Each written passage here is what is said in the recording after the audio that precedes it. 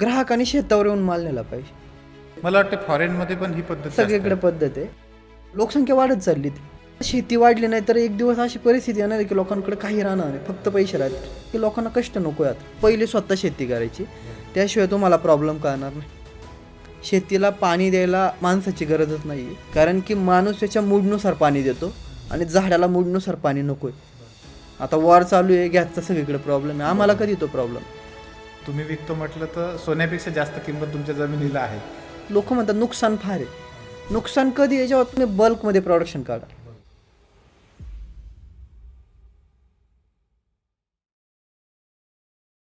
मित्रांनो नमस्कार, कसे आहात सगळे? मित्रांनो 3S टॉक या आपल्या मराठी पॉडकास्टमध्ये मी आपला होस्ट डॉक्टर विशाल बेदुरकर पुन्हा एकदा आपल्या सगळ्यांचं मनापासून स्वागत करतो. आपण IT च्या गोष्टी करतो, आपण AIच्या गोष्टी करतो, आपण नवीन नवीन तंत्रज्ञान, वेगवेगळे उद्योग ह्या सगळ्यांच्या गोष्टी करतो. परंतु ह्या सगळ्यांचा जो पाया आहे तो आहे शेती.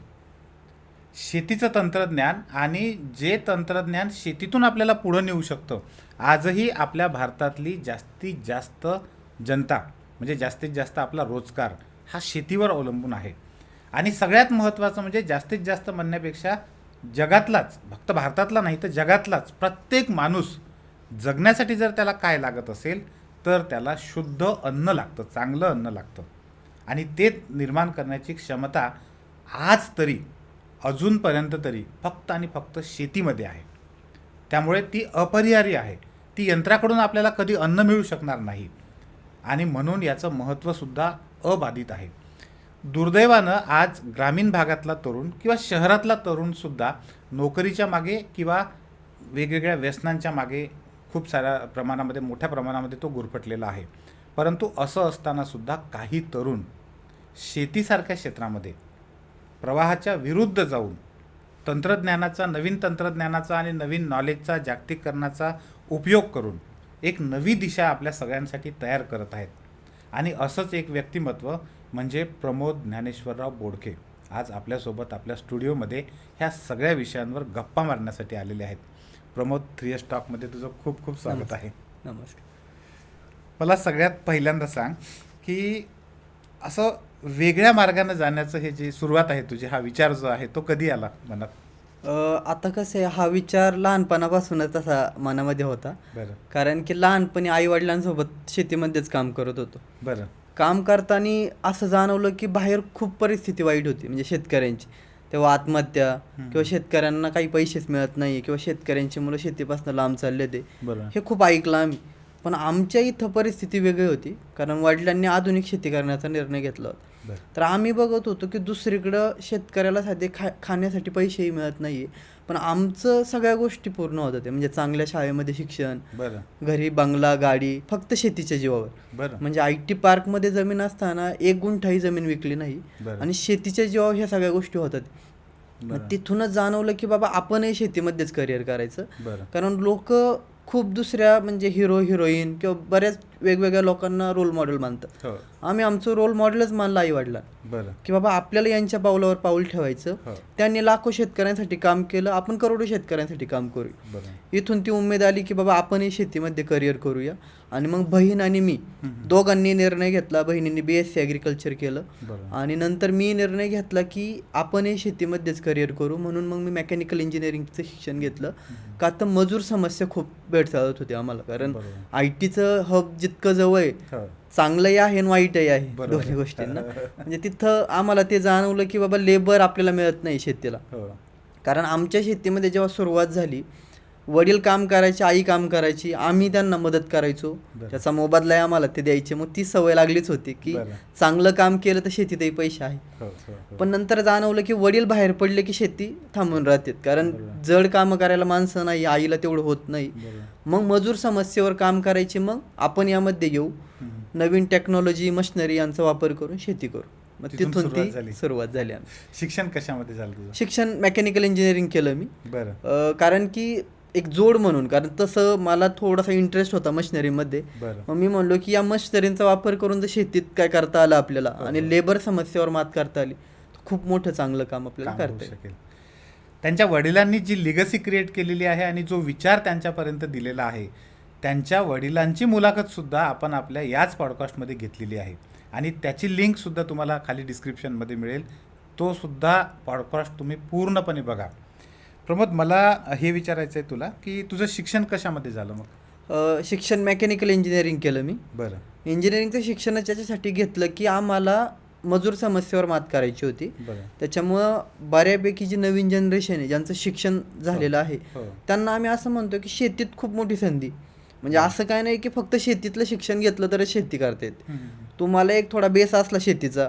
आता आमचे हजारो शेतकऱ्यांची जी मुलं आहे शेतीमध्येच काम करतात आणि ते मशिनरी घडवण्याचं काम करतात, कारण प्रॅक्टिकल नॉलेज महत्त्वाचं आहे शेतीमध्ये. तर इथून सुरुवात केली आम्ही. शिक्षण ज्याच्यात घेतलं त्याचा उपयोग आम्ही शेतीमध्ये कसा करता येईल यासाठी आता आम्ही सगळे जी इंजिनियर मुलं आहे शेतकऱ्यांची ती सगळी यामध्ये काम करतो. म्हणजे मला वाटतं मेकॅनिकल इंजिनियर करणारे 1% पण लोक नसतील की जे प्रत्यक्षात आणतात ते सगळं नॉलेज. तुम्ही ते प्रत्यक्षामध्ये आणत आहात. बरोबर. शेतीमध्ये काय काय प्रॉब्लेम जातात मजुरांचे? शेतीमध्ये आता कसं आहे ना की आपल्याला मातीची मशागत करायची असेल, म्हणजे मातीला वर खाली करायची असेल आपण म्हणतो, त्यासाठी मोठे ट्रॅक्टर लागणार. बरोबर. आता शेतकरी कसे आमच्या म्हणजे वडिलांनी जशी सुरुवात केली ती 1-2 एकरवाले शेतकरी आमच्याशी जोडले, त्यांना मोठा ट्रॅक्टर घेणं परवडत नव्हतं. बरोबर. मग त्याच्यासाठी छोटे ट्रॅक्टर काढणे, त्याच्यावरच म्हणजे 15-20 मजुरांचं काम एक मशीन करेल या पद्धतीचं मशीन काढायचं. म्हणून छोटे पॉवर टिलर, त्याला लागणारे सगळे अटॅचमेंट, अच्छा, म्हणजे त्याद्वारे तुम्ही मशागत करू शकता, गवत काढणी करू शकता, बेड बनवू शकता, हे सगळे कामं त्याच्याद्वारे करू शकता. त्यानंतर दुसरा प्रॉब्लेम होता फवारणीसाठी. आता कसं आहे ना, फवारणी करायची म्हणलं तर पाठीवरचा पंप, आणि पाठीवरचा पंप म्हणलं की 40-50 रुपये एका पंपाला. म्हणजे तुमच्या एका एकरची फवारणी करायची आहे तर 8-10 पंप लागतात. आणि जो माणूस ते पंपाची म्हणजे फवारणी करतो तो परत आठवडाभर काय शेतात येत नाही, कारण ते 15-20 लिटरचं बॅग घेऊन ती फवारणी करणं सोपी गोष्ट नाही. तिथं आम्हाला जाणवलं की आपण छोटे पोर्टेबल स्प्रे पंप काढू, ज्याला लाईटीची गरज नाही, बॅटरीवर चालेल. 3-4 तास चार्जिंग केलं की 4-5 तास चालेल. म्हणजे सिंपल गणित एवढ्यासाठी केली की आम्ही स्वतः शेती करतो.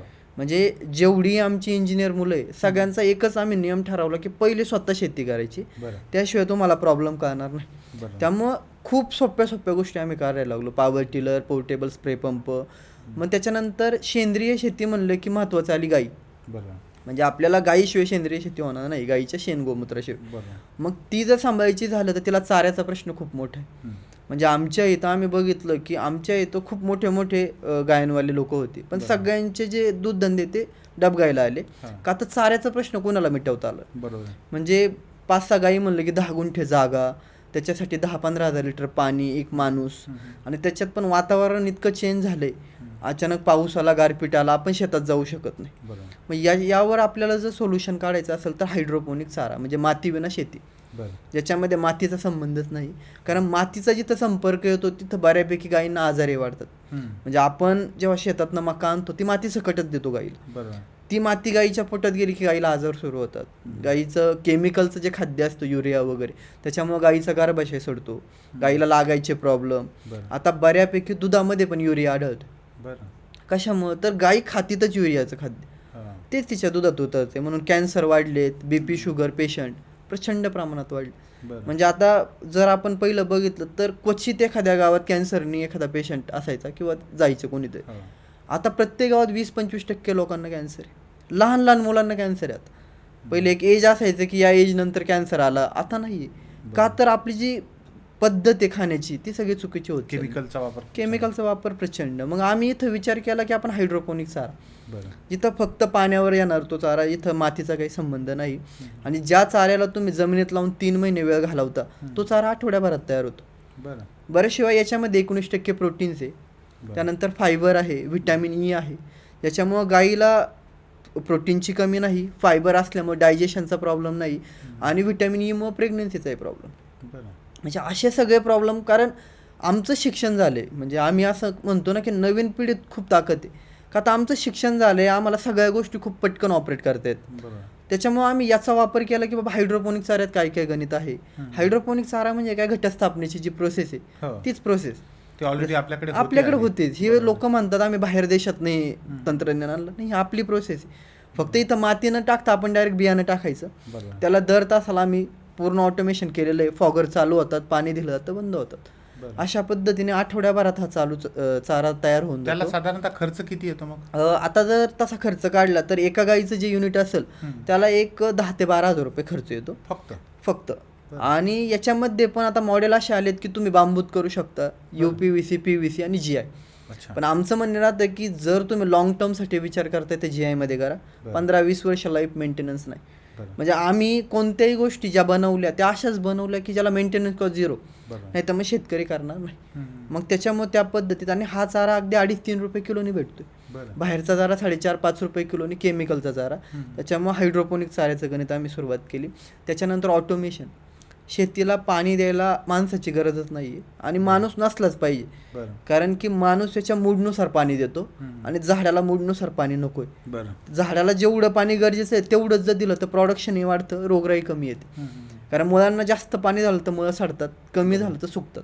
हे आम्हाला जाणवलं. त्याच्यामुळं मग तिथं पूर्ण ऑटोमेटेड केलं की त्याला जर 10 मिनिटात 250 ml पाणी मिळत असेल तर 10 मिनिटाचा टायमर सेट केला. आता पुढे जाऊन तंत्रज्ञान इतकं सोपं झालं की sensor base farming, humidity, moisture, temperature sense करणं चालू आहे. थोडक्यात एआयचा वापर आता यामध्ये आपण बऱ्यापैकी करायला सुरुवात केली. तर या मॉडेल पण बाकी ज्या कंपन्या खूप महाग, 1.5 लाख, 2 लाख, 100 फीचर्स. आता काय होतं ना की शेतकऱ्यांना कळतच नाही 100 फीचर्स लागतात कशाला. कारण शेतकऱ्याचं आम्ही बघितलं ना की 90% जेवढे शेतकरी थोडेसे अनएज्युकेटेड आहे, त्यांना आपल्याला खूप गोष्टी सिंपल करून सांगाव्या लागतात. म्हणून आम्ही सिंपल छोटे छोटे कंट्रोलर, सोलोनॉइड वॉल, ह्या गोष्टींचा वापर वाढवला की बाबा कमी खर्चात तुम्ही बसून घ्या. म्हणजे तुमचा वापर वाढला की आपण नवीन टेक्नॉलॉजी पण याच्यामध्ये करूया. मग 30-35 हजार रुपयात आम्ही ऑटोमेशन करायला सुरुवात केली. त्याच्यानंतर दुसरा प्रॉब्लेम एक होता की लिक्विड फर्टिलायझर. म्हणजे प्लांटला आपण जेव्हा वॉटर सोल्युबल फर्टिलायझर देतो ते जीवामृत बनवायची जी प्रोसेस होती ती खूप हार्ड आहे. अच्छा. म्हणजे 20 किलो शेण, डाळीचं पीठ, काळा गूळ, आणि लोक हे वर्षानुवर्ष करतात आणि मग सेंद्रिय शेती सोडून देतात. हे आम्हाला जाणवलं की याच्यात कष्ट फार आहे. दिवसातनं 3दा ढवळा, मग त्याचा वास इतका घाण येतो खूप. आणि नवीन पिढीला शेण म्हणलं तरी वास खूप म्हणतात की शेणाचा खूप घाण वास. तर स्लरीचा वास इतका घाण वास असतो की ते आठवडाभर जात. मग आम्ही याच्यामध्ये बायोगॅस, अशी आमची जी नवीन पिढी आता अभिमन्यू नागवडे म्हणून जो मुलगा आहे, मग त्यांच्यासोबत जाऊन आम्ही बायोगॅसची निर्मिती करायला सुरुवात केली. याच्यामध्ये 10 किलो शेण जरी टाकलं तुम्ही तर 300 लिटर वॉटर सोल्युबल फर्टिलायझर भेटतं आठवड्याला, जे आपल्या 3 एकर शेतीसाठी खूप झालं. आणि याचा जर खर्च तुम्ही बाहेरून घ्यायला, विकत घ्यायला सुरुवात केली तर 1.5 लाख रुपये ते फ्री ऑफ कॉस्ट एका गाईच्या शेणावर तुम्हाला मिळायला लागलं. 50-60 हजार रुपयाचा गॅस. आता वॉर चालू आहे, गॅसचा सगळीकडे प्रॉब्लेम आहे. आम्हाला कधी तो प्रॉब्लेम फ्री ऑफ कॉस्ट आमचा 5 लोकांचा स्वयंपाक 3 टायमाचा या बायोगॅसच्याद्वारे होत. असे छोटे छोटे इक्विपमेंट आम्ही बनवायला सुरुवात केली की जी शेतकऱ्यांना कामात आली पाहिजे, जी कमी खर्चात, कमी मेंटेनन्स कॉस्टमध्ये शेतकऱ्यासाठी अवेलेबल झाली पाहिजे. हे जे वॉटर सोल्युबल फर्टिलायझर आपण तयार केले, मग ही सिस्टीम शिकून कशी घेतली, म्हणजे कुठं? आता ही सिस्टम काय आहे तशी पहिल्यापासून होतीच. म्हणजे गोबर गॅस प्लांट, त्याच्यानंतर बायोगॅस प्लांट पण आलते, पण ते गव्हर्नमेंटद्वारे जिथं जुन्या डिझाईनला थोडंसं महत्त्व होतं, त्या डिझाईनमध्ये काय त्रुटी होत्या, म्हणजे काय प्रॉब्लेम होते ते आम्ही बघितले. की एक तर ती जमिनीच्या खाली असणार, त्याला कन्स्ट्रक्शन सिमेंट वगैरे मध्ये करायचे, कुठे क्रॅक गेला काय झाला, तर आम्ही ते पोर्टेबल मग टँकमध्ये आम्ही सुरुवात केली. मग ते जे डिझाईन आहे थोडं आम्ही आमच्या पद्धतीने चेंज केलं, का तर त्याच्यात मेंटेनन्स होता, आम्हाला मेंटेनन्स नको. मग त्यामुळे टँक बनवणे, टँकमध्ये ते टाकणे. पहिलं गव्हर्नमेंटद्वारे स्प्रिंग यायची त्याला प्रेशर देण्यासाठी, आम्ही त्याच्यात वेट टाकलं. वेटमुळे काय झालं, स्प्रिंग रिप्लेस झाली. स्प्रिंग 5 वर्षात खराब व्हायची, वेटला काय प्रॉब्लेम नाही, वेट कंटिन्यू 25 वर्षात ठेवा, काही होत नाही. मग तिथून ते डिझाईन बनवायला सुरुवात केली. आम्ही R&D पण केली, ट्रायल अँड एरर बेसिस, कारण आमचं स्वतःची शेती, त्यामुळे आम्हाला जाणवलं की आपल्या शेतीत जर सक्सेसफुल झालं तर बाकी सगळ्या ठिकाणी आपण ते इम्प्लिमेंट करू शकतो. ती सुरुवात आम्ही त्या पद्धतीने. जे तुम्ही एका उद्योगाला जे लागतं रिसर्च डेव्हलपमेंट ते सुद्धा स्वतःच केलं आणि स्वतःच त्याच्यातून नवीन प्रॉडक्ट तयार करून ते वापरणं सुरू केलं. बरोबर. आणि मेन म्हणजे काय की आमचा जे मेन उद्योग आहे तो शेती. शेतीत वडिलांना भेटायला खूप लोक येतात. मग आम्हाला ते एक प्लस पॉईंट होता की भरपूर गोष्टी आम्हाला तिथून कळत गेल्या की हे प्रॉब्लेम आहे, इथं हे सोल्युशन होऊ शकतं, मग तुम्ही यावर सोल्युशन द्या. मग तिथून आम्हाला तो एक पाया होता की बाबा आपण यामध्ये करू शकतो काहीतरी, कारण खूप लोकांचा प्रॉब्लेम. त्यामुळे मग त्या पद्धतीत आम्ही पुढं गेलो. आणि जिथपर्यंत मला माहिती आहे तुम्ही दोघंही बहीण भाऊ पण शेतीमध्ये काम करत आहेत. बरोबर. म्हणजे आम्ही त्यांनी पण दो- करिअर याच्यामध्ये त्यांनी BSc ॲग्रिकल्चर केलं. बरं. कारण की मी जसं म्हणलो की आम्हाला शेतीत कामसाठी कोण ना कोण पाहिजेच हो, होतं. हो.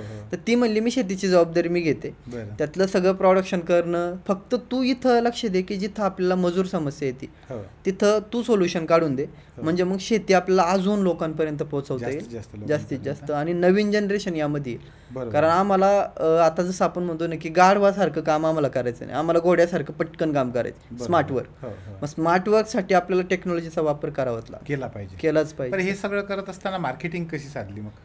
आता मार्केटिंगसाठी कसं आहे की आम्ही बऱ्यापैकी वडिलां आईसोबत एक्झिबिशनमध्ये खूप भाग घ्यायचो. बरं. पुण्यामध्ये भीमतडी जत्रा लागायची, अंबर हॉलला बऱ्यापैकी अशा ज्या एक्झिबिशन असायची त्याच्यामध्ये आम्ही भाग घ्यायचो. बरं. भाग घेतला की ऑर्गॅनिक भाज्यांचे स्टॉल फार कमी, बरं. त्यामुळे आम्हाला इतकी तिथं डिमांड होती की खूप भाज्या विकल्या जाणार. मग आई घरून सगळं पॅकिंग करून द्यायची, आम्ही कंटिन्यू 12-12 तास स्टॉलवर उभं राहायचो. बरं. पण तिथून एक सुरुवात झाली की खूप लोक म्हणले अहो तुम्ही आज द्याल हम्म. किंवा 4 दिवस एक्झिबिशन आहे, आम्ही 4 दिवस तुमच्याकडून भाज्या घेऊ, पुढं काय? बरोबर.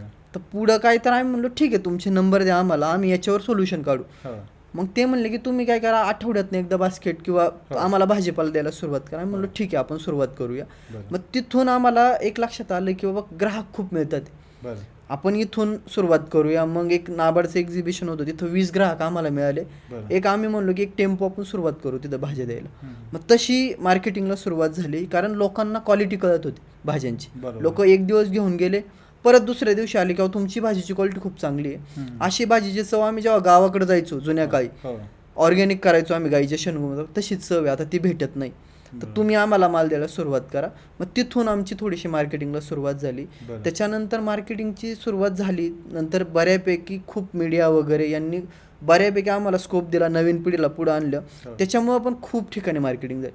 बरं. खूप नवीन नवीन पिढी आली, नवीन नवीन ग्राहक मिळत गेले की बाबा तुमच्याकडे ऑर्गॅनिक भाजीपाला आहे तो मिळेल का. डिजिटल मार्केटिंगचा वापर, मग त्यामध्ये ॲप आलं, बरं. त्याच्यानंतर तुमचं सोशल मीडिया मार्केटिंग आलं. या पद्धतीत आम्ही मार्केटिंगला आता खूप भर दिली.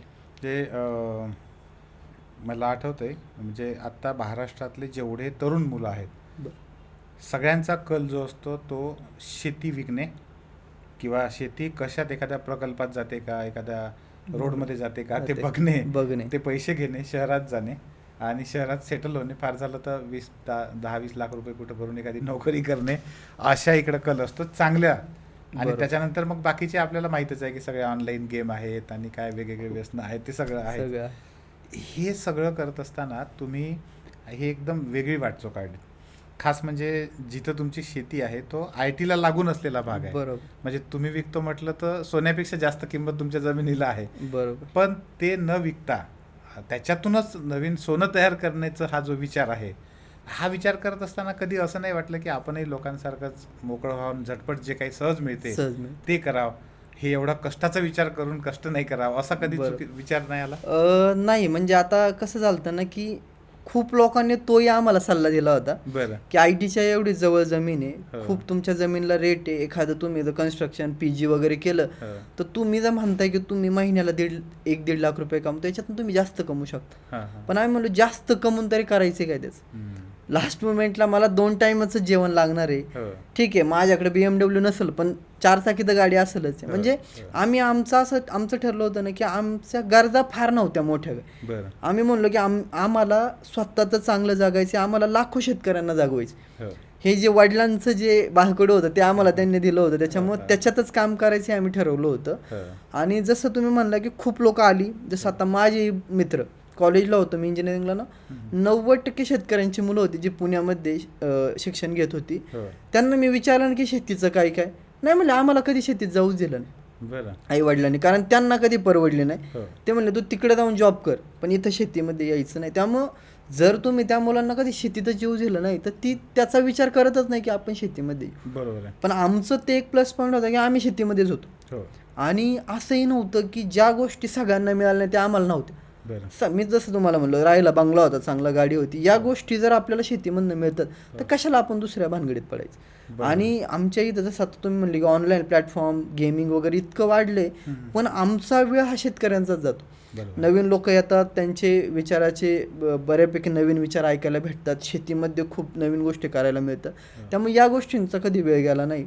आणि जगण्यापुरते लागणारे पैसे म्हणजे असंही काय नाही की फार साधं, म्हणजे आता आमचे मित्र वगैरे आता काम करतात 3 आणि 4 लाख रुपये पॅकेजमध्ये काम करतात, जास्तीत जास्त 8-10 लाख रुपये. आम्ही म्हणलो आमचंही 10-12 लाख रुपयाचं पॅकेज आहे म्हणजे. आणि तुम्ही दुसऱ्या म्हणजे मालकाच्या विचारांसाठी काम करताय, आम्ही आमच्या विचारासाठी काम करतोय. आम्ही स्वतः मालक, एक उद्योजक आहे मी, त्या पद्धतीने मी काम करतोय. तर ती जी एक काय म्हणतो ना की प्रोसेस किंवा जी आम्हाला वाटतं की हा बाबा आपण पण चांगल्या पद्धतीने काम करतोय, आमच्यामुळं लाखो शेतकरी घडतात, पण त्याच्यानंतर आमच्यामुळे जेवढे लाखो आमचे ग्राहक आहे त्यांचंही खूप जीवन चांगलं होते. ज्यांना हेल्थ इश्यू होते ते खूप सॉल्व्ह होतात ते. त्यामुळे त्यांचा एक आशीर्वाद आहे आमच्या माग.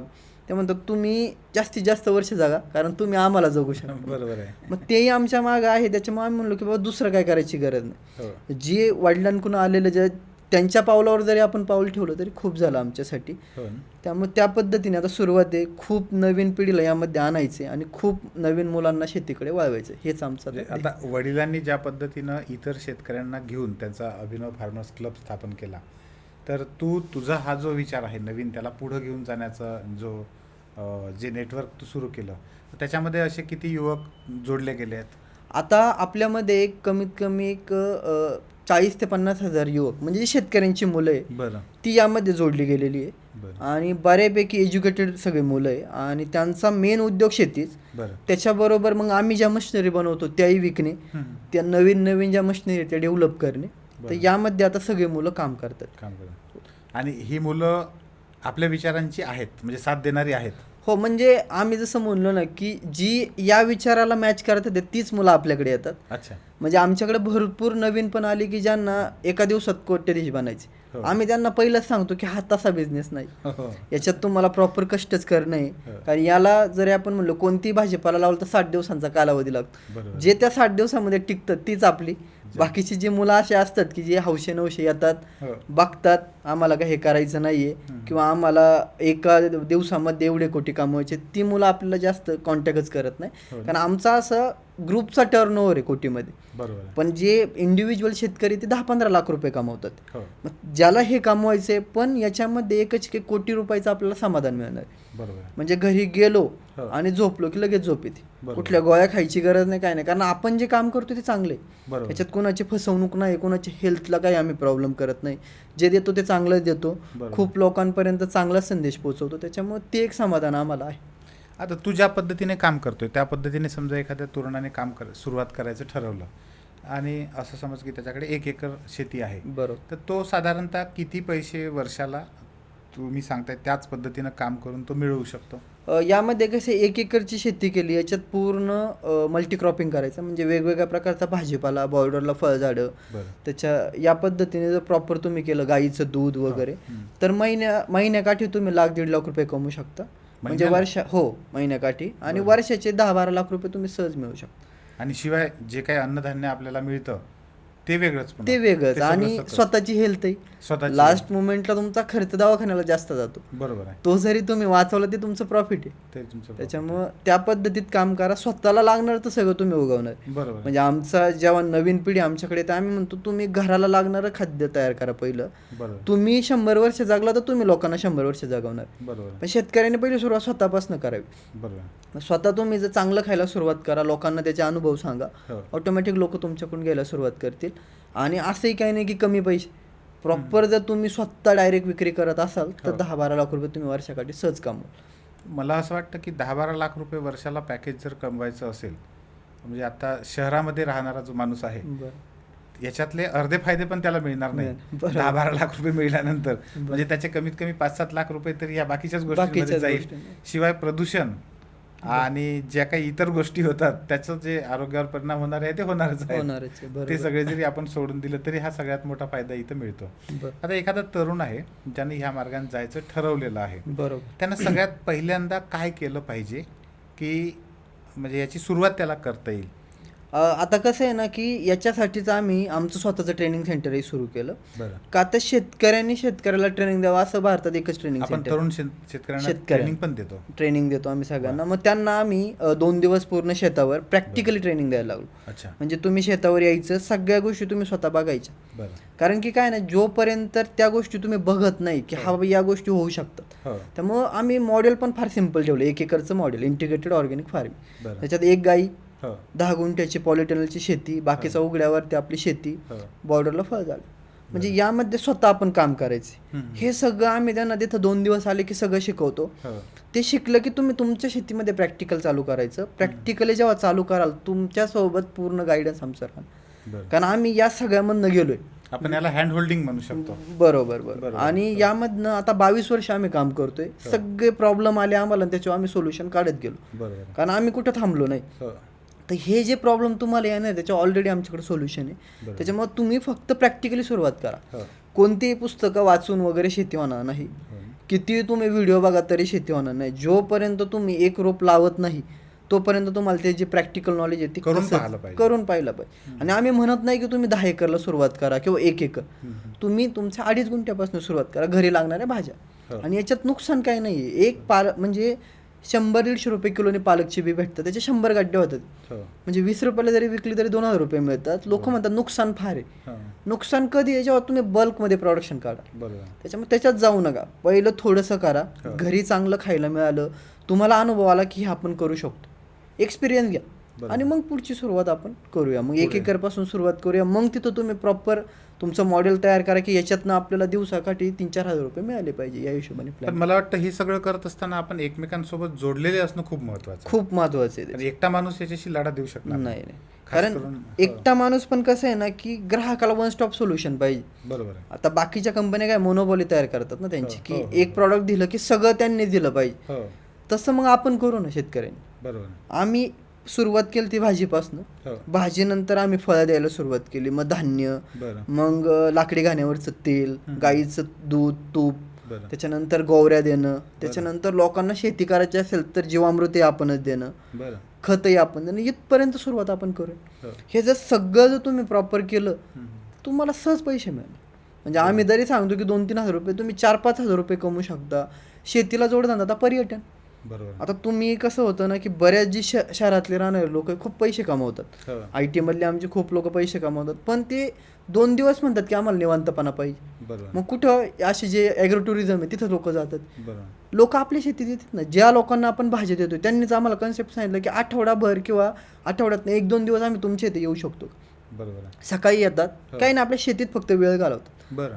शेतीत वेळ घालवणं, दिवसभर फिरणं आणि जाताना आपलाही जे काही प्रॉडक्ट आहे ते घेऊन जातात. घेऊन जातात. आणि आपल्याला आपल्या इथे येतात, त्याची फी देणार. हो. दुपारचं जेवण आपल्या इथं असतं, त्याच्यामुळे ज्या काही महिला त्याच्यावर जगतात त्यांचाही उदरनिर्वाह त्याच्यावर झाला. बरोबर. या प्रकारचे बिझनेस सुरू होऊ चालतात. शकतात यामध्ये खूप चांगलं. आपण ॲग्रो टुरिझम मध्ये पण काही केलंय मग याच्यात? हो, आता आपलं ॲग्रो टुरिझममध्ये काम आता सुरू होऊन जाईल. आता आपण जे विकेंड फार्मिंगचा जो कन्सेप्ट आहे तो करतोय, अच्छा. की जे आपले ग्राहक आहे त्यांनाच आपण 2 गुंठे 1 गुंठा जागा द्या ना, बरं. त्यांनी आठवड्यातनं 2 दिवस यायचं, प्रॉपर शेती करायची. बरं. म्हणजे तो एक्सपिरियन्स त्यांना मिळाला राहून पाहिजे. करायची? तिथं राहून करायची अरे वा, 2 दिवस. बरं.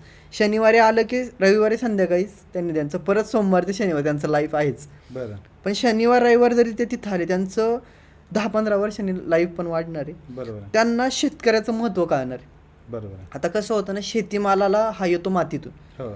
बऱ्याच लोकांचं असतं की शेतीमालाला अजिबात माती नाही पाहिजे, हम्म. तो इतका क्लीन करून द्या की आम्हाला ते लगेच खाता आला पाहिजे. हम्म, हम्म, हम्म. आता शेतीमाल म्हणला मातीत येणार, बरोबर. याला थोडीशी माती आली तरी काही प्रॉब्लेम नाही, कारण माती पण ऑर्गॅनिक. बरोबर. पण लोकांना त्याचं फार असं आहे. म्हणलं तुम्ही 1 दिवस शेतावर या, तुम्ही बघा शेतकऱ्याचं कष्ट काय. काम करून बघा. आणि लोक म्हणतात ना की वांगी आम्हाला बारकीच द्या, हो. ती अशीच द्या. म्हणलं तुम्ही एकदा वांग्याच्या प्लॉटमध्ये या, जेव्हा तुमच्या हाताला काठी टोचतील ना हो. तेव्हा कळेल ते वांगे काढायला किती कष्ट झाले. बरोबर आहे. म्हणजे आम्ही तो एक्सपिरियन्स त्यांना दिल्यामुळं आता आमच्या ग्राहकांच्या काही कंप्लेंट नसतात. हो ना. म्हणजे थोडंसं वांग खराब आलं ते म्हणतात आम्ही कट करून खाऊ, काय प्रॉब्लेम. हो, हो. त्याच्या मागची मेहनत सेमच आहे. बरोबर. म्हणजे खराब वांग्यालाही तेवढा वेळ दिला आणि चांगल्या वांग्याला. बरोबर. मग हा एक्सपिरियन्स आता आम्ही विकेंड फार्मिंगमधनं देतोय लोकांना. हो. त्याच्याबरोबर ॲग्रो टुरिझम एवढ्यासाठीच की लोकांनी आम्हाला सांगितलं हम्म. आम्हाला तो एक्सपिरियन्स पाहिजे की आठवड्यातनं 1-2 दिवस आम्ही तुमच्या इथं येईल, सकाळी आलो मस्त तुमच्या इथं ऑर्गॅनिक जेवण करून तुमचे प्रॉडक्ट घेऊन. पण याला खूप आता पुढं जाऊन याला भविष्यात खूप चांगली मागणी आहे. त्यामुळे शेतकऱ्यांनी फक्त ते नाही, हे जोडधंदे सुरू करावे आणि ते शेतकरी सुरू करू शकतो. छोटे छोटे हे जे जोडधंदे आहेत, ह्या जोडधंद्यातून मला वाटतं की जास्त प्रमाणात म्हणजे पुढचं फ्युचर पुन्हा जास्त नक्कीच चांगलं जाईल. बरोबर. आता AI जे आपण म्हणतो तंत्रज्ञानात, तुम्ही बरोबर. तंत्रज्ञानाचा उपयोग खूप चांगल्या पद्धतीने शेतीमध्ये सगळेजण मिळून करतात.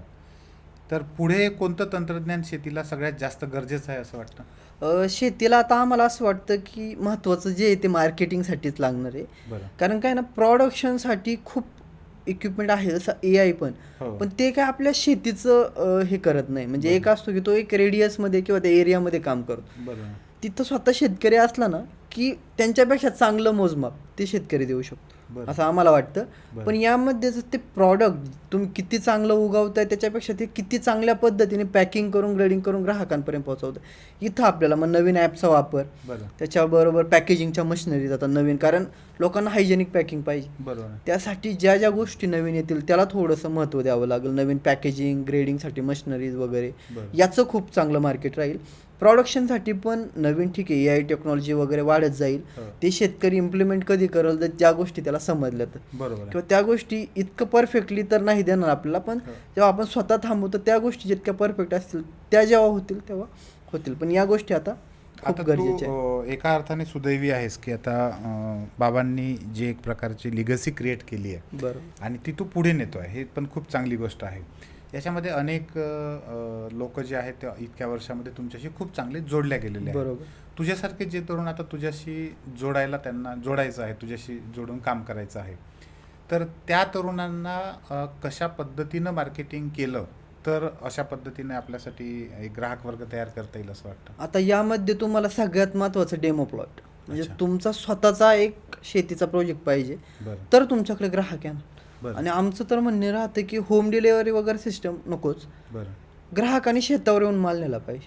म्हणजे आमचं असं म्हणणे की याच्या दोघांचाही मला फायदा वाटतं आहे. फॉरेनमध्ये पण ही पद्धत सगळीकडे पद्धत आहे. बरोबर. याचा फायदा असा होतो की जेव्हा ग्राहक शेतावर येतो तो 4-5 गोष्टी जास्तच बघतो. बरोबर. म्हणजे आता आमचे इथं ग्राहक आले ते म्हणले आम्हाला गौरवही पाहिजे कारण शेण दिसते, बरोबर. शेणखतही पाहिजे, स्लरी पाहिजे. 2-3 नवीन प्रॉडक्ट आम्ही लावले होते, जसं स्टीविया आता आम्ही लावतो.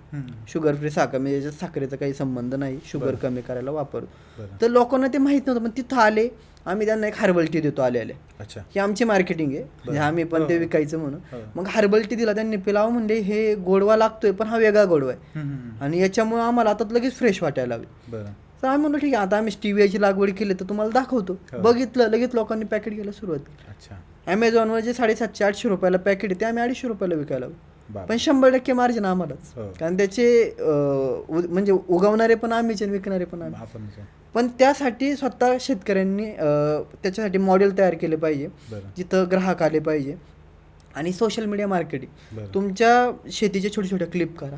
बरं. जे काय प्रॉडक्ट तुम्ही करणार, जसं स्टीविया आम्ही केलं त्याचं महत्त्व सांगायला सुरुवात केली. बरं. त्याच्यात काय न्यूट्रिशन व्हॅल्यू आहे, ज्याच्यामुळे शुगर कशी कमी होते हे आम्ही सांगितलं. कारण मी जसं म्हणलं आम्ही एज्युकेटेड लोक आहे, आता गुगल वगैरेवर सगळी माहिती आहे, फक्त ती आपण आत्मसात करायची, ती ग्राहकांना सांगायची. बरोबर.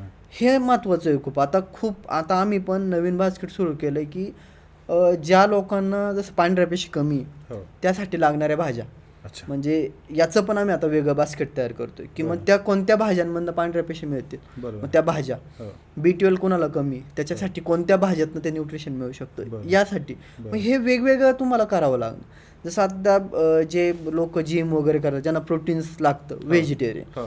त्यासाठी ब्रोकोलीमध्ये खूप चांगल्या प्रमाणात प्रोटीन्स, बरं. तर ते तुम्ही देऊ शकता. पण त्याच्यासाठी तुम्हाला स्वतः आधी ते माहिती करावी लागणार. बरोबर. मग तुम्हाला माहिती आली की ती ग्राहकांना सांगायची. आणि ते सगळं आता सोशल मीडिया मार्केटिंग इतकं स्ट्रॉंग झाले, हो. जसं इंस्टाग्राम वगैरे. एक रील तुम्ही टाकली, हो. तुमची रील जर चांगली असेल, लोकांना तेच बघतात, ते शेती बघितलं, व्हायरल झालं, तुम्हाला लगेच 10-15 ग्राहक मिळणार. बरोबर. फक्त त्यासाठी तुमचं मॉडेल पाहिजे. बरं. तो तुमच्याकडे काय म्हणणार की ठीक आहे मला उद्यापासून भाजी द्यायला सुरुवात करा किंवा काही असू द्या. हो, हो, हो. तर त्यासाठी त्यांना तुमचं शेतीचं मॉडेल पाहिजे, तिथले व्हिडिओ पाहिजे, कारण ते प्रश्न विचारणार. बरोबर. ऑर्गॅनिक माल आहे, कुठून येतो, कसा उगवता, किती दिवस लागतात. ग्राहकही खूप हुशार असतात. हो ना? म्हणजे तुम्ही स्वतः कोणती गोष्ट घ्यायची तर त्याची 100% माहिती करता, त्याचं काय खरं काय खोटं बघता. तर भाजीपाला ते लोक करणार, ती तर मेन गोष्ट आहे आपल्या शरीराला लागणार. बरोबर आहे. त्याच्यामुळं तिथून सुरुवात करायची की आपण सोशल मीडिया मार्केटिंग करूया, ह्या नवीन ज्या छोट्या छोट्या क्लिप करू, बरोबर. व्हॉट्सअप स्टेटसला ठेवू. आता आमचे जर स्टेटस बघितले हो. बर्थडे याचे तसले स्टेटस आम्ही काहीच टाकतच, राहत नाही. हो. सगळे शेतीचे स्टेटस हा. याच्यावर शेतकऱ्यांना माहिती देतो, नवीन प्रॉडक्ट आलं ते टाकतो, ग्राहकांना कळतं बरोबर. की बाबा तुमच्याकडे हे पण आहे का. हा. मग सुरुवात करा. आता आम्ही स्ट्रॉबेरी केली, स्ट्रॉबेरीचे व्हिडिओ टाकले, ग्राहकांच्या लगेच ऑर्डर सुरू. बरं. मग आता आमची सिस्टम अशी आहे ना की मी जसं म्हणलो ना, शेतकरी त्याच्या मालासारखी मार्केटिंग दुसरं कोणी करू शकत, कारण आम्हाला 2-2, 3-3 कोटी देऊन मार्केटिंग होऊ शकत नाही. बरं. त्याच्यामुळे आम्ही टाकलं. आम्ही काय करायला लागलो ना, प्री बुकिंग घ्यायला लागलो बरं. की आता स्ट्रॉबेरीचा सीझन संपत चाललाय, पण तुम्हाला जर स्ट्रॉबेरी पाहिजे तर पुढच्या वर्षासाठी आता तुम्ही 100 रुपये बुक करा बरं. फक्त प्लांटचे. हो. पुढच्या वर्षी तुम्हाला 1 किलो स्ट्रॉबेरी मिळेल. फायनान्सचा प्रॉब्लेम पण सॉल्व्ह सॉल्व्ह केला ना. मग पुढं लागणाऱ्या स्ट्रॉबेरीसाठी जे प्लांटसाठी पैसे हे आत्ताच उभे झाले. आणि 100 रुपये आता काही खूप मोठी गोष्ट नाही. सहज करतात. लोक बाहेर पडले, खायला गेले 100 रुपये खर्च होतोय, पण हो. 100 रुपये जर तुम्ही आम्हाला दिले तर तुम्हाला पुढच्या वर्षीसाठी ऑर्गॅनिक स्ट्रॉबेरी फिक्स मिळणार. बिलकुल. ही स्ट्रॅटेजी आम्ही वापरायला सुरुवात केली. ते लोकांनी बघायचं. बरं. आणि हे सगळं प्रॅक्टिकली जेव्हा तुम्ही काम करणार शेतात तेव्हाच हे सगळ्या गोष्टी तुम्हाला सुचणार. बरं, हे सगळं करत असताना एखाद्या वेळेस असाही अनुभव आला असेल की वडिलांनी जे केलं त्याच्यामध्ये तू आता लहान आहेस पण तू एखादी गोष्ट सुचवली आणि तुला शाबासकीची थाप मिळाली की अरे हे तर मलाही नव्हतं सुचलं पण तुला सुचलं, असं कधी वाटलं? हो. आता कसं झालं ना की वडिलांनी सुरुवात केली, हो. त्यांनी आधुनिक शेतीला सुरुवात केली ती. पण यामध्ये चेंज म्हणजे आता जसं कोरोना झाला, हो. खूप ग्राहक वाढत होते, हो. तर याच्यात पर्याय काय करायचा, तो व्हर्टिकल फार्मिंग आम्ही सुरुवात केली. बरं. म्हणजे 3 लेअरची शेती. जसं ते एका बेडवर जर पालकचं बी लावलं त्याच्यातनं 20 जुड्या काढत होते, त्याच्याच ऐवजी मी 60 जुड्या काढायला लागलो तेवढ्याच जागेत ना, तेवढ्या बरं. वेळ ते तेवढ्या. कसं? म्हणजे आम्ही काय केलं ना, ट्रायंगलमध्ये शेती करतो, स्टँडवर, अच्छा. कुंड्यांमध्ये. बरं. जसं खाली जमिनीवर तुम्ही करता, आम्ही त्याचे 3 लेयर्स केले. बरं. म्हणजे खाली एक लेअर, वर एक आणि त्याच्या वर एक. बरं. 3 लेअरमध्ये प्रोडक्शन काढतो, ज्याच्यामध्ये तेवढ्याच जागेत, हो. जागा तेवढीच झाली, फक्त एकावर एक लेअर आले. ओके. पण कमी जागेत शेती असल्यामुळे त्याला पाणी कमी, हो. का तर कुंड्या ठेवल्या आम्ही, जमीन नाही ठेवली. अच्छा. जमिनीत पाणी जास्त, हो. आणि जितकं जमिनीच्या जवळ प्लांट राहतं तेवढे रोग जास्त राहतात. बरोबर. पण आम्ही वर केल्यामुळे त्याच्यात रोगराई कमी, बरोबर. आणि जितकं जमीन म्हणजे कुंडीला खाद्य पाहिजे तेवढं दिलं तर पटकन प्लांटची पण मग त्याला ऊन कमी जास्त नाही असं नाही? नाही, ट्रायंगल शेपमध्ये घेतलं. अच्छा. म्हणजे ते पण R&D केलं, पहिले एका खाली एक केलं स्टेप वाईज. बरं. नंतर जाणवलं की थोडा आपण त्याला एक अँगल देऊ, हा. त्याच्यामुळे सगळीकडे सूर्यप्रकाश सेम पडेल. आणि ते ओपन शेतीमध्ये? ओपन कंट्रोल फार्मिंगमध्ये आम्ही सगळ्या गोष्टी अच्छा. करायला लागलो. का तर आहे ना, हा. ओपन शेतीमध्ये कोणतंही तुम्ही मटेरियल वापरा, म्हणजे GI आम्ही वापरलं, कुंड्या ह्या लवकर खराब होतात. हां. पण तेच सूर्यप्रकाश जर खूप असतो. सूर्यप्रकाश, पाऊस, बरोबर. पण तेच जर कंट्रोल फार्मिंगमध्ये केलं तर 5 वर्ष जर कुंडीला लाईफ असेल ती 10 वर्ष वगैरे. बरं. त्याच्यामुळे आमचं असं म्हणणं, आता तुम्ही वातावरण हो. बघताय हो. खूप चेंज झाले. हो. हो. पहिले कसं खरीप रब्बी हंगाम खूप असायचे बरोबर. जोरात, हो. हो. याला हे, आता तसं राहिलं नाही. हम्म. आता मध्ये गारपीट झाली, बरोबर. कधी पाऊस होतोय, टेम्परेचर खूप वाढत चाललंय. हो. त्यासाठी सगळ्यात महत्त्वाचं कंट्रोल फार्मिंग. अच्छा. आम्ही आता कंट्रोल फार्मिंग करतोय म्हणून आम्ही पैसे कमवतोय. बरं. उघड्यावरच्या शेतीत जास्त ऊन झालं तरी प्रॉब्लेम. बरं, पण मी बघितलं पुण्याच्या आसपास अनेक लोकांनी हे कंट्रोल फार्मिंग सुरुवातीला सुरू केलं, बरोबर. पण त्यांना ते कंटिन्यू नाही करता आलं. तर हे आपण ज्याला पॉली हाऊस, ग्रीन हाऊस बरोबर. असं म्हणतो, तर मला त्यातला खूप मोठा फरक माहीत नाही. पण हे जे कंट्रोल फार्मिंग आहे याला सुरुवातीला सुरू करायला किती खर्च येतो मग? आता 10 गुंठे जे कंट्रोल फार्मिंग असते त्याला 6 लाख रुपये खर्च येतो. अच्छा. पण एक लक्षात ठेवायचं की त्यात सगळा खर्च आला? सगळा खर्च आला. बरं. स्ट्रक्चर, प्लास्टिक जे काय असेल त्याचं मटेरियल सगळं आलं. बरं. पण एक लक्षात ठेवायचं की शेतीत जर खर्च केलं तरच पैसे मिळाले. ओके. नाहीतर जर तुम्ही जे लोकांचं चालू आहे जुनं नवं, जेवढा ओपन कल्टिवेशनला खर्च करायचा ना तेवढेच पैसे मिळतात, नवीन काही होत नाही. ओके. इथं तुम्ही 6 लाख खर्च करताय, पण वर्षाची जर तुम्हाला जर दिवसाचे 1,000-1,500 रुपये जरी मिळाले, महिन्याकाठी 30,000 रुपये बरोबर. झाले माझे, म्हणजे तुमचे 3.5-4 लाख रुपये जरी मिळाले बस झाले. जास्त. पण तो विचार करायचा की आपण खर्च, लोकांची काय ना खर्च करायची ताकदच नाही. बरोबर. लोक म्हणतात 6 लाख रुपये, मग नाही होणार. हम्म. आता तुम्ही जसं म्हणलं की पुण्यात पण खूप झालते, पण याच्यात एकच होतं की बदल करणं गरजेचं आहे. बरोबर. याच्यामध्ये सुरुवात झाली ती फुलशेतीला. हो. आम्ही फुलशेतीचं लक्षात घेतलं की फुलांना खाण्याची, म्हणजे फुलांना प्रचंड केमिकल वापरलं, आणि फुले खायची गोष्ट नाही, बरोबर. ही फक्त डेकोरेशन किंवा सिजनेबल लागणारी. हम्म. पण भाजीपाला जी रोजची गोष्ट आहे, बरोबर. ही जर आपण कंट्रोलमध्ये केलं तर वर्षभर आपण भाजीपाला देऊ ना. बरोबर. लोकांना प्रॉब्लेम येतो ना की ह्या सीझनला पालेभाज्या नाही मिळत कारण पाऊस खूप आहे. हम्म. आमचं नाही, तेव्हा आमचे खूप चांगले पैसे होतात. बरं. आता मागच्या वर्षी फेब्रुवारी महिन्यात पाऊस झाला, हम्म. पालकची जुडी महाराष्ट्रात कुठेच नव्हती, फक्त आमच्याकडे होती. बरं. ग्राहकांना आमचे रेट सेमच असतात, पण जे हॉटेल वगैरेवाली इंडस्ट्री, ते आमच्याकडे भाज्या घ्यायला आले, 100 रुपयाला आम्ही जोडी विकली 250 ग्रामची. बरं. घेतले ना पैसे मिळून कशाच्या जीवावर, कंट्रोल फार्मिंगच्या जीवावर. बरोबर हेच जर उघड्यावर असतं तर झालं नसतं. बरोबर मग हे आम्ही सांगतो की आत्ता शेती करायची तर कमीत कमी 10 गुंठे करा. बरोबर म्हणजे दिवसाकाठी जर तुम्हाला 1000 रुपये मिळाले तर तुमचं कुटुंब चांगलं जगलं. बरोबर. आमचं असं म्हणणं राहतं की तुमचं कुटुंब एकदा चांगलं जगलं की मग तुम्हाला बाकी गोष्टी करता येते. म्हणजे स्थिर सोर्स स्थिर, राहतो आपल्या बरोबर. पैशाचा. आता तुम्ही पुण्याच्या जवळ हे सगळं करता, इतके सगळेजण मिळून करता. बरोबर. मग तुम्ही जेव्हा मार्केटिंग करता किंवा ग्राहकांपर्यंत पोहोचवता, तर हे जे सुटे ग्राहक असतात म्हणजे फॅमिलीज म्हणून आपण त्यांना माल पुरवणं सोपं आहे की हॉटेलवाले जे लोक असतात त्यांना? नाही, आमचं असं म्हणणं राहतं की सुट्ट्या ग्राहकांनाच माल पुरवा. बरं. कारण की याच्यात कसं आहे ना की तुम्ही क्वालिटी माल करते. हो. आमचं असा अनुभव आला की हॉटेल वगैरे फार क्वालिटी माल घेत नाही. बरं. लास्ट मोमेंटला ते म्हणतात भाजी तो ऑर्गॅनिक वापरले का केमिकल, हे सगळं आम्ही मसाल्यांच्या जीवा बरोबर. त्याची टेस्ट असते, हा, बरोबर. त्यांचं मार्केटच तसं आहे. मार्केटच असे. त्यामुळे बरोबर. तो आपला ग्राहक नाही. अच्छा. त्यांचे ठीक आहे, ज्यांचं बल्क प्रोडक्शन आहे ते ग्राहक असतील. आमचं प्रोडक्शनच कमी, बरोबर. 1-2 एकरवाले शेतकरी, हो, हो. यांच्यासाठी सुट्टे ग्राहक सगळ्यात बेस्ट. आणि डोमेस्टिकचं मार्केट इतकं आहे ना की हो. आपल्याला हे एक्सपोर्ट वगैरे करायची गरज. हो. आमच्या इथं भेंडीला 120 रुपये किलोचा रेट आहे. बरं. आणि जर हीच भेंडी तुम्ही लंडनला पाठवलं तरी शेतकऱ्याचा रेट सांगतो मी 30 रुपये. लोक म्हणतात तिकडं आम्ही 300 रुपयांनी घेतो, पण शेतकऱ्याचा रेट काय? बरोबर. लास्ट मोमेंटला मी एक शेतकरी, मला काय रेट भेटणार मला- हे महत्वाचं. बरोबर आहे. बरोबर. त्यापेक्षा तुम्ही डोमेस्टिक मार्केट कॅप्चर करा. बरोबर आहे. सगळीकडे ग्राहक आहे, तुम्ही जिथं जाल तिथं खाण्यासाठी लोक तयार आहे. तुम्ही सांगत नाही. आमच्या इथे खूप शेतकरी येतात, आमच्या इथे हे चालणार नाही. म्हणलो का चालणार नाही? तर म्हणतात की आमच्या इथं 90% लोक शेती करतात. म्हणलो ऑर्गॅनिक शेती करतात का? नाही म्हणले केमिकलची. म्हणलं तुम्ही ऑर्गॅनिक करा आणि ह्या 90% लोकांकडे जात, ते तुमच्याकडून माल घेतील. बरोबर. आमच्या गावात 90% लोकांकडे गाई आहे, पण बरोबर. ती HF गाई, हॉस्टन फ्रिजन म्हणजे जर्शी. हो. तिचं दूध लहान मुलांसाठी किंवा औषधासाठी वापरलं जात नाही. तिच्या दुधामुळे खूप लोकांना प्रॉब्लेम. बरोबर. 90% जी लोक ती आमच्याकडून दूध घ्यायला लागली, कारण लहान बाळ, बरोबर. 1 महिन्याच्या बाळाला डॉक्टर सजेस्ट करायला लागले की देशी गाईचं दूध दे. चाल 90% लोकांकडे गाई आहे, पण दूध कोणाकडून घेतात? आमच्याकडून. का? तर आमच्याकडे देशी गाय. बरोबर. सेम आम्ही म्हणतो तुमच्या गावात जरी 90% शेतकरी असले तरी पण ते केमिकल फार्मिंग करतात. तुम्ही वेगळं करा ना, तुम्ही ऑर्गॅनिक फार्मिंग करा. ऑटोमॅटिक लोकांना सवय लागेल की ती पण तुमच्यासारखी बदलतील. बरोबर. आणि ग्राहक शोधायची गरज नाही, ग्राहक वाढत जातात. एक ग्राहकाला द्यायला सुरुवात, आम्ही एका डॉक्टरला द्यायला सुरुवात केली. आता जळगावमध्ये पण आमचे एक ग्राहक आहे, त्यांना आम्ही द्यायला सुरुवात केली. त्यांच्या OPDला जेवढे पेशंट येतात सगळे त्यांचे ग्राहक. 10 ग्राहकांसाठी आम्ही गेलो तर 50 ग्राहक मिळतात. का तर डॉक्टरांना तो मला आवडला. ते म्हणले की सगळ्यात आधी तुम्हाला जर आजार बरा करायचा असेल तर ऑर्गॅनिक जेवण महत्त्वाचं आहे, त्यासाठी ऑर्गॅनिक भाज्या. बरोबर. पहिलं ऑर्गॅनिक खा, मग आमच्या गोळ्या औषधांचा रिझल्ट भेटेल. शेवटी जीव सगळ्यांनाच प्यारा आहे. प्यारा आहे, त्यामुळे ऑटोमॅटिक तयार होतात लोक. बरोबर आहे. जसं आपण म्हणतो ना की सोनाराने कान टोचले पाहिजे. हो. त्यामुळे आमच्या इथं 75 ते 80% ग्राहक आहे आमचे डॉक्टर. बरं. आणि यांनी इतकी माउथ पब्लिसिटी केली त्याच्यामुळे आमचं वाढलं. आमची भाजीसाठी आम्ही कुठं मार्केटिंग करत नाही. बरं. हे जे नवीन लोक ज्यांना भाजीपाला आवडतो ती 10 लोकांना सांगतो. अशी आमची माउथ पब्लिसिटीने खूप मार्केटिंग झाली. वा. पुढचं काय विजन आहे आता? आता आमचं असं विजन आहे की यामध्ये नवीन पिढी जी आहे यांना यामध्ये वळवणे. बरं. कारण शेतीमध्ये आता खूप गरज आहे, आम्ही बघितलं.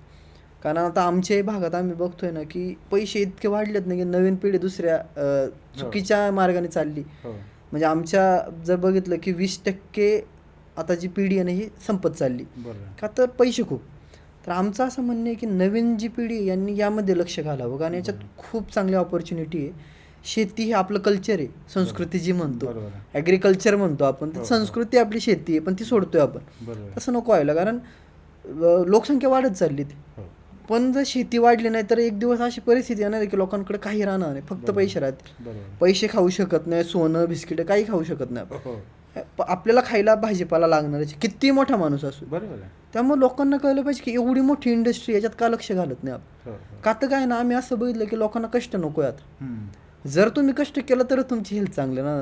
तुम्ही जिमला जाता, हो. कशासाठी जाता? श्रम झालं पाहिजे, व्यायाम झाला पाहिजे, घाम निघला पाहिजे. शेतात आहे आमच्याबरोबर 1 तास काम करा, बरोबर आहे. तुमचा अख्खा घाम निघून जाईल, अख्खे आजार तुमचे बरे होतात. अगदी अगदी. मग इथं मुलांचं काय आम्ही बघितलं ना की एक माइंडसेट असतो. आता जसं लोकांना मिळलं ना, एक तर लवकर पैसे, झटपट पैसे पाहिजे, मी कोट्यधीश झालो पाहिजे. हो. आणि एक म्हणजे की कष्ट मला अजिबात नको, बरोबर. बिना कष्टाचं मला पैसे पाहिजे, आणि ते शेतीमध्ये नाही आहे. म्हणून असं आम्हाला वाटतं की नवीन पिढीने यामध्ये कधी येतील जेव्हा इथं थोडंसं आम्ही दाखवल की हे स्मार्ट वर्क आहे, इथं आपल्याला मशिनरीचा वापर करायचा आहे, याच्यातही पैसे आहे. हो, हो. त्याच्यामुळे आम्ही पण राहणीमान एकदम जुन्या शेतकऱ्यासारखं नाही ठेवलं. हो. म्हणजे आम्ही शेतात काम करताना चांगलं काम करतो की लोकांना वाटतं अरे हा काम करतो एवढं चांगलं असून किंवा इंजिनियर असून सुद्धा बरोबर. ते थोडंसं आता नवीन पिढीला वाटतं की आपणही मग करू शकतो. त्यामुळे नवीन शेतीला यामध्ये घेणं, जास्तीत जास्त ग्राहकांना ऑर्गॅनिक माल देणं बरोबर. हे मेन आहे. कारण जेव्हा ग्राहकांना चांगला माल देईल तेव्हाच नवीन शेतकऱ्यांसाठी तू जे सांगत होता ना तेव्हा मला मी काही दिवसाच्या आधी पुस्तकाचं नाव मला आठवत नाही, पण त्यामध्ये असं म्हटलं होतं की देवाने पोटासाठी कष्ट नाही दिले तर कष्टासाठी पोट दिलं. पोट दे म्हणजे तुम्ही कष्ट केले तर तुम्ही स्वस्थ राहू स्वस्त शकता. राहू शकतो. लोकांना आता कष्ट नाही पाहिजे, पण ह्या तुझ्या उद्योगामध्ये किंवा तू ज्या पद्धतीनं पुढे जातो आहे, जे वडिलांची लेगसी तू पुढे चालवतो आहे, त्याच्यामध्ये कष्ट करावे लागणार आहेत. बरोबर. पैसे मिळणार आहेत, कष्ट करावे कष्ट लागणार करावं आहे. लागणार. आणि त्याच्यामध्ये तुमच्या खऱ्या स्वस्थ जीवनाचं जे खरं आपण मंत्र म्हणतो तो त्याच्यामध्ये लपलेला आहे. खूप छान वाटलं तुझ्याशी ह्या सगळ्या गप्पा करताना बरं. आणि खूप आशा पण वाटली. बरं.